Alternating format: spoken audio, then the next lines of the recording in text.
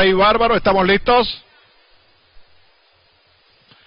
Listos, partida en la cuarta del programa, retarda el número 5, el caballo de Yellow King, quedó en el último lugar. Viene Junior Fist por la parte exterior a dominar la carrera, está atacando para el segundo Warrior, en el tercero se acomoda Rey Bárbaro, corren a 2 cuerpos y medio, al cuarto por dentro Príncipe Duome, luego lo está haciendo Any Given Sunday y se quedó en el último lugar de Yellow King. Van a cubrir así los primeros 400, domina el 7 Junior Fist la carrera, Junior Fist está en la punta, Rey Bárbaro ya va al segundo, corre un cuerpo, en el tercero Warrior, en el cuarto lugar a 6 cuerpos está avanzando Príncipe Duome, luego a 10 corre de Yellow King, se quedó ahora Any Given Sunday en el último lugar. Van así en 24-1 los primeros 400 metros, domina Junior Fist, adentro ataca Rey Bárbaro, se coloca medio cuerpo, al tercero viene Príncipe Duome por la parte exterior y Warrior corre ahora en el cuarto, en el quinto sigue avanzando de Yellow King y último continúa Any Given Sunday y el caballo Junior Fist está duro en la punta, vuelve a la pelea por dentro Rey Bárbaro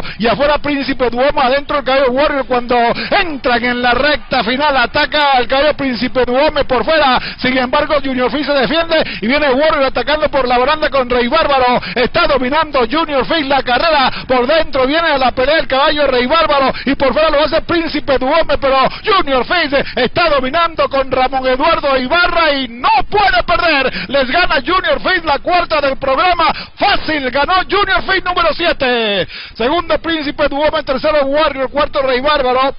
quinto está llegando el caballo de Yellow King, último Any Given Sunday.